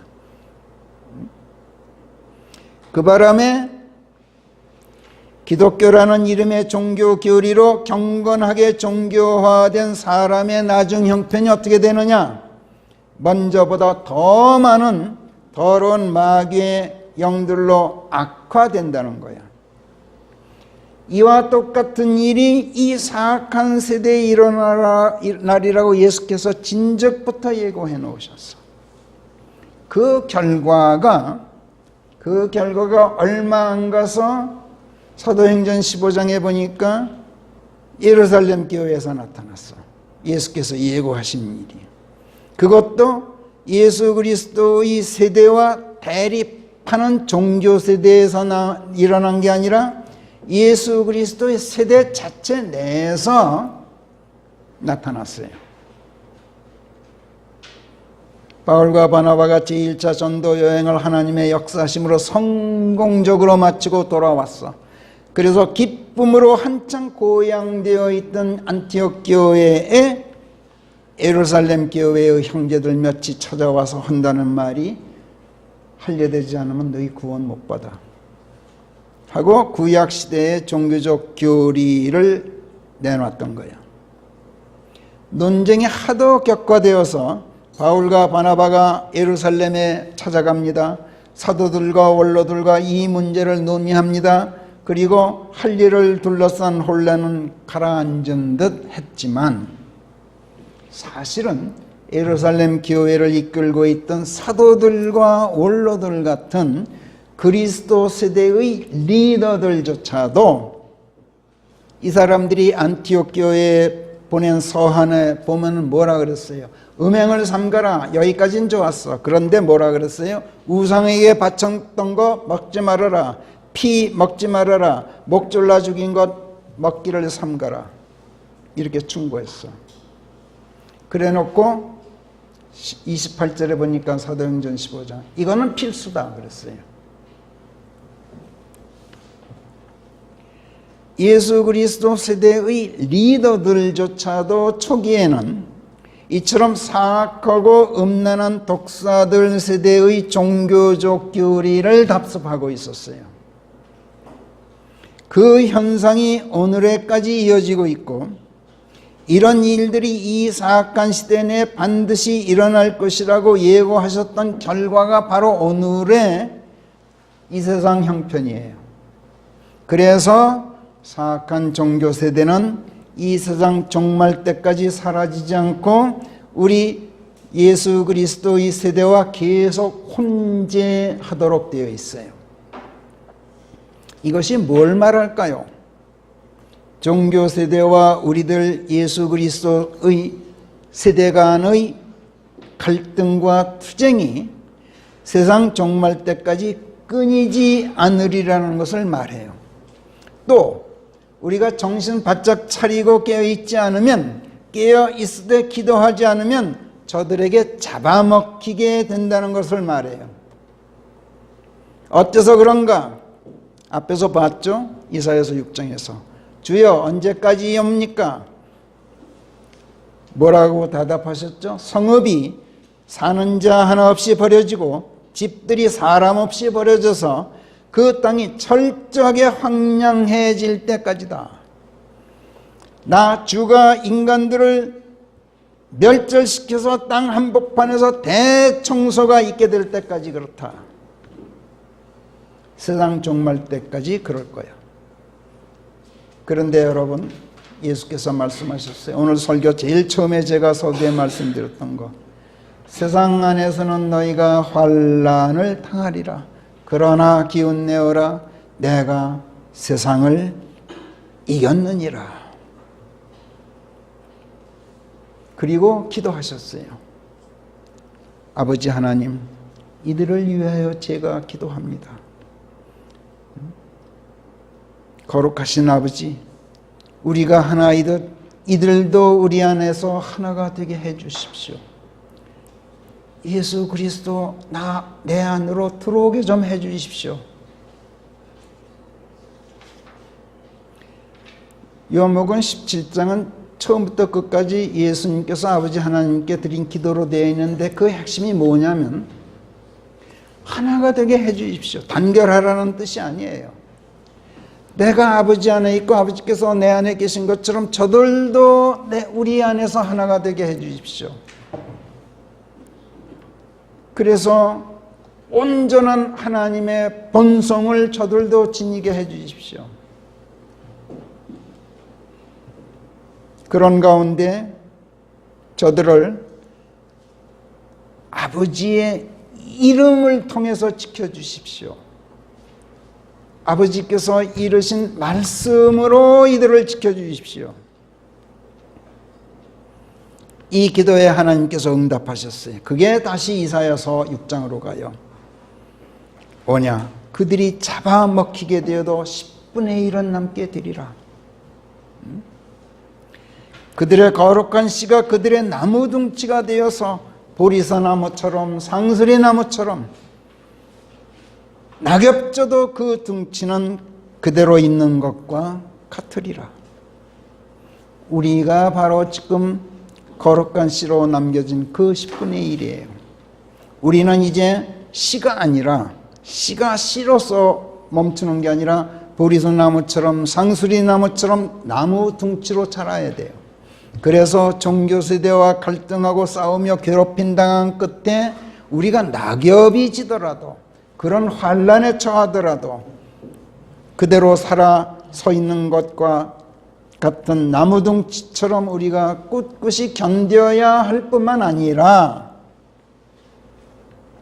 예수님께서 마태복음 23장 33절에서 너희 뱀들아 너희 독사들의 세대야 너희가 어찌 지옥의 천벌을 모면할 수 있겠느냐 하고 경고하신 그 경고를 저 사람들에게 외쳐야 돼요. 우리가 할 일이에요. 갈보리 십자가 이후 2000년 동안 예수 그리스도의 세대가 종교 세대에게 잡아먹힌 뒤에도 잡아먹혔어요. 사실은 하나님께서 남겨두신 그 10분의 1 가운데 우리가 있는 것은 바로 하나님께서 우리더러 이렇게 하라고 우리를 남겨두신 거예요. 오늘은 여기까지 하고 마치겠습니다. 다음 시간에 계속하겠습니다. 기도합시다. 하나님, 저희들을 사악하고 음란한 세대에서 빼내주시고 예수 그리스도의 세대에 속하게 하셨을 뿐만 아니라 저 사악한 자들에게 잡아먹히고도 하나님의 거룩한 씨로 남아있는 10분의 1이 되게 해주신 그 은혜를 감사합니다. 낙엽져도 그대로 꿋꿋이 살아 서 있는 나무 둥치로 저희가 계속 자라나서 저들에게 지금 무화과 나무의 비유를 터득하라. 그 가지가 연하여 잎을 틔우나니 그러면 여름이 가까움을 너희가 알듯이 세상 끝날이 이제 가까이 이르러 문 앞에 다다라 있음을 너희는 알라. 이렇게 저희가 저들에게 외칠 수 있도록 저희들을 하나님 강건케 해 주시옵소서.